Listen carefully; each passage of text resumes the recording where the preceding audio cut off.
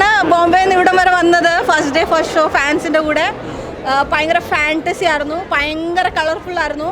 എല്ലാവർക്കും ഉള്ളൊരു cup of tea അല്ല എങ്കിൽ പോലും മോഹൻലാൽ തൻ്റെ ഫസ്റ്റ് ഡയറക്ഷൻ വളരെ ഭംഗിയായിട്ട് ചെയ്തു എന്ന് തന്നെ.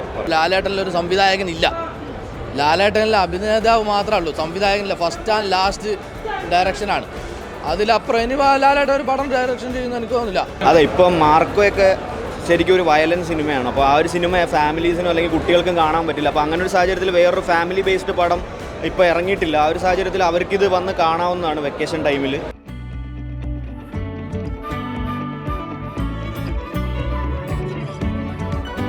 ആണ് ബോംബെയിൽ നിന്ന് ഇവിടം വരെ വന്നത്. ഫസ്റ്റ് ഡേ ഫസ്റ്റ് ഷോ ഫാൻസിൻ്റെ കൂടെ ഭയങ്കര ഫാൻറ്റസി ആയിരുന്നു, ഭയങ്കര കളർഫുൾ ആയിരുന്നു.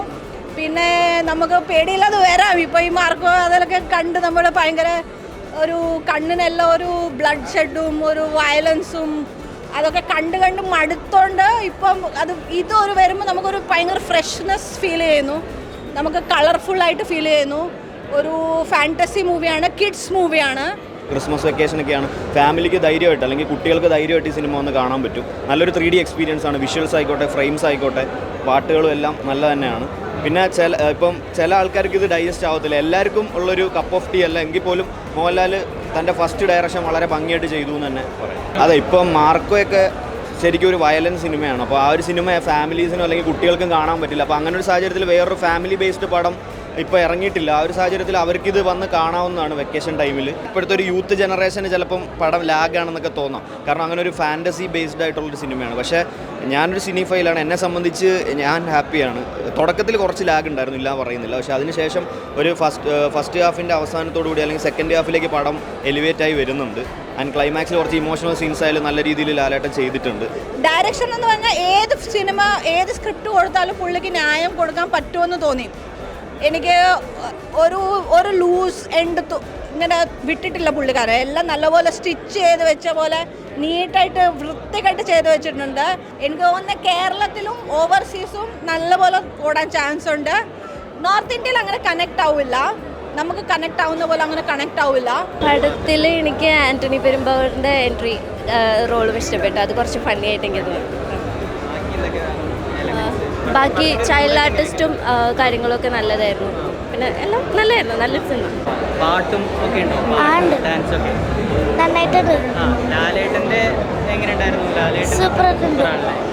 കുട്ടികൾക്കുള്ള പടമല്ല, വലിയവർക്ക് കാണാനും പടം കൊള്ളില്ല, ഡയറക്ഷനും കൊള്ളില്ല, ഒന്നുമില്ല. വളരെ മോശമായ പടമാണ്. 250 പേര് വളരെ സങ്കടത്തോടെ ഇറങ്ങി വരികയാണ്. ലാലേട്ടനിലൊരു സംവിധായകനില്ല, ലാലേട്ടനിൽ അഭിനേതാവ് മാത്രമേ ഉള്ളൂ, സംവിധായകനില്ല. ഫസ്റ്റ് ആൻഡ് ലാസ്റ്റ് ഡയറക്ഷനാണ്. അതിലപ്പുറം ഇനി ലാലേട്ടൻ ഒരു പടം ഡയറക്ഷൻ ചെയ്യുന്ന എനിക്ക് തോന്നുന്നില്ല. ക്രിസ്മസ് 3D എഫക്റ്റ് അടിപൊളിയാണ്, അതെനിക്ക് ഇഷ്ടപ്പെട്ടു. 3D എഫക്റ്റ് വളരെ ഇഷ്ടപ്പെട്ടു, അടിപൊളിയാണ്. ബാക്കി ഒന്നും കൊള്ളില്ല. എൻ്റെ പൊന്നു, നമുക്ക് മനസ്സിലാവില്ല. കുട്ടികൾക്കുള്ള പടമാണെങ്കിൽ നമുക്ക് മനസ്സിലാവില്ല ഇത് കുട്ടികൾക്കുള്ള പടമാണ്. ഇപ്പം ഞാൻ പറയട്ടെ, ഇത് മോഹൻലാലല്ല പറഞ്ഞത്, കുട്ടിയാണ് പറഞ്ഞത് കുട്ടികൾക്കുള്ളതാണെന്ന്. മോഹൻലാലല്ല പറഞ്ഞത്. മോഹൻലാൽ നമ്മളെപ്പോലെ ഏജുള്ള ആളല്ലേ. ഒരു 2.5 മണിക്കൂർ പിടിച്ചിരുത്താൻ പറ്റുന്ന ഒരു സംവിധായകൻ പോലും മോഹൻലാലിൻ്റെ ഇതിലില്ല. മോഹൻലാലിൻ്റെ അഭിനേതാവ് മാത്രമേ പറ്റുള്ളൂ, സംവിധാനം മോഹൻലാലിന് പറ്റിയ പടിയല്ല. ഇതോടെ നിർത്തി. ഡയറക്ഷൻ വളരെ മോശമാണ്. നല്ലൊരു സ്റ്റോറി ഇല്ല, ഡയറക്ഷൻ ഇല്ല. ആകെ ഈ പടത്തിലുള്ളത് ഒരു 3D എഫക്റ്റ് മാത്രമേ ഉള്ളൂ. ബാക്കി എല്ലാം കൊണ്ടും പടം പൊളിയാണ്. പടം തല്ലിപ്പൊളി, പടം ഓടൂല. 1 വീക്ക് അത് മുടക്കിയ പൈസ കിട്ടൂല എന്ന് എൻ്റെ ഒരു അഭിപ്രായം. പടം അടിപൊളി പടമായിരുന്നു.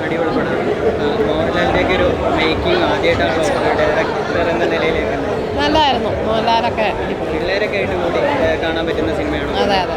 ഇതൊരു കൊച്ചു പിള്ളേരുടെ കഥ നമ്മൾ ഓൾറെഡി പറഞ്ഞിട്ടുണ്ടായിരുന്നു. അപ്പോൾ ആ ഒരു മൈൻഡിൽ തന്നെ കയറി കണ്ടത്.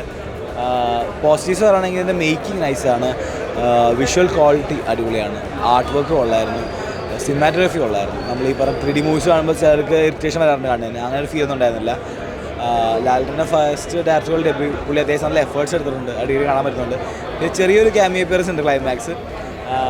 പിന്നെന്താ പറയുക, ഡ്രോബാക്സ് ആയിട്ട് എനിക്ക് തോന്നിയത് കുറച്ച് ഡ്രാമാറ്റിക് ആയിട്ട് ഫീൽ ചെയ്തു. അതായത് നമ്മൾ ഡ്രാമാറ്റിക് ഡയലോഗ്സ്, അതുകൊണ്ട് തന്നെ എനിക്ക് അത്ര ഇമോഷണൽ കണക്ഷൻ കിട്ടിയില്ലായിരുന്നു.